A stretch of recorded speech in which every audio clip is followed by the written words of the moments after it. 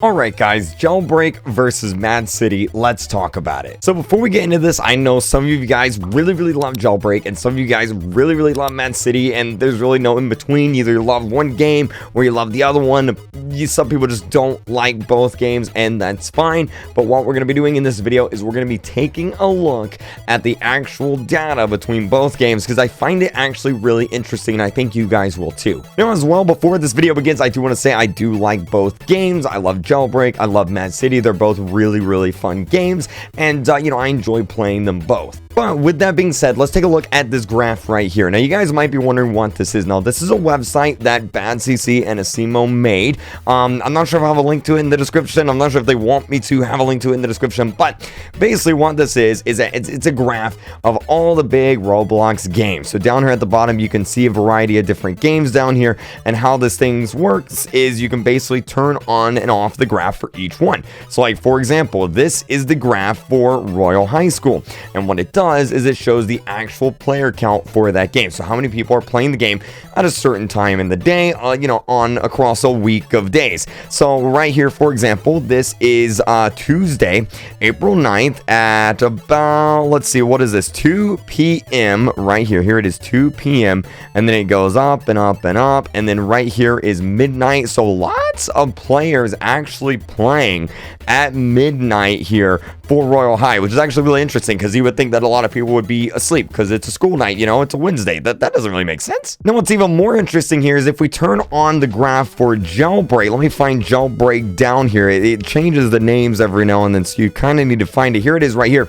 No, this is really interesting, okay? So the blue graph is Royal High School and the red graph is Jailbreak, and you can see, there's a similarity in a lot of the graphs where one goes up, one goes down, and you can see Jailbreak right here at the bottom at about 11 o'clock at night doesn't really have that many players, and then it spikes up at midnight for some reason. No idea why. I guess maybe a lot of British kids are starting to wake up and playing, and then as they go to school it starts to drop down, and then it slowly goes up throughout the day. American kids get home and then it goes back down and it keeps on going. Now what's really interesting here is Royal High School has a really big engagement at night compared to Jailbreak, but that's neither here nor there, because what we're really here to talk about is Jailbreak versus Mad City. So let me turn off Royal High School, and here is Jailbreak. This is our game right here, Jailbreak. This is the graph. So like for example, this was yesterday, Saturday, April 13th.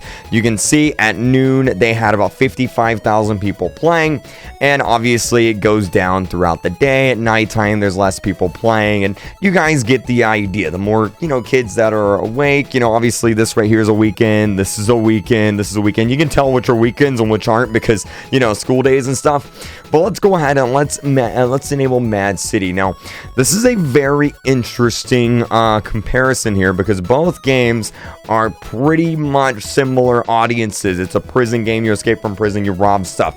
Now what's interesting here is, while Mad City, you can tell right here, Mad City had an update. You can't actually see it. My webcam's in the way. Gosh darn it. Can I zoom out a little bit? I don't think I will. Gosh darn it. Okay, so I disabled my webcam real quick. You can see right here that Mad City had a big spike, because obviously an update right here was an update. You can basically tell the big spikes are updates and or weekends. Now what's interesting about this is that Mad City is actually performing a little bit better than Jailbreak, which is really interesting, because a lot of people are like, oh my god, I don't like Mad City, but you can see here from the graph it's actually performing a little bit better. So let's take a day, for example, and let's go with let's go Tuesday. Okay, so right here is the beginning of Tuesday. Now obviously both games begin to dip down a little bit because it is the middle of the night on a weekday, but here's what's interesting. At midnight, or at, well, I guess 2 a.m. in the morning, I should say, Mad City has literally almost double the amount of players that Jailbreak has at midnight, meaning I'm guessing older people probably play Mad City more than Jailbreak, simply because they're staying up later. Obviously kids generally have to go to bed and stuff, but it doesn't seem that way for Mad City, because more people are staying awake and playing the game. And then as the day goes on here, you can see Mad Mad City reaches 35,000 players at about noon, and then Jailbreak reaches about 26,000 players. So there it is right there, 34,000 to 26,000. And then Jailbreak has a big jump there on Tuesday. Not really sure what that was. I think that was when Roblox kind of broke a little bit. But you can see they all go down right here, both go down. And then once again, Mad City has more players at nighttime than Jailbreak. And even throughout the day, you can see that Mad City reaches the same points or higher points than Jailbreak does. Jailbreak right here on Saturday, which was yesterday with both games, Jailbreak had 55,000, Mad City had 58,000 here. So Mad City is actually beating Jailbreak by a little bit here in terms of the actual numbers. So what does this mean? Well, I mean, really nothing. I mean, Jailbreak's doing great, Mad City's doing great. I just thought this would be an interesting video to make for you guys, since I see so many people comparing the games, and yeah, it's my opinion, playing both games. They're both really fun games, and they both deserve to be enjoyed and played. But I know there is a few of those people out there that are diehard fans of Mad City or diehard fans of Jailbreak, and I want to make this video because it's a very interesting look into how many people are actually playing one game versus actually playing another one. And looking at this data, it seems that a lot of people are actually playing Mad City more than Jailbreak, which is really interesting. But yeah, kind of an odd video for the channel. I just saw this and I thought it would be really interesting to share with you guys because not many people are aware of it. Really cool thing. You can compare numerous games and stuff. So really cool. If you guys enjoyed this video, even though it was a little bit of a different video, go ahead, hit that subscribe button, click the bell icon, turn on your notifications. That way you'll be subscribed to all future videos, live streams, everything we do here on the channel.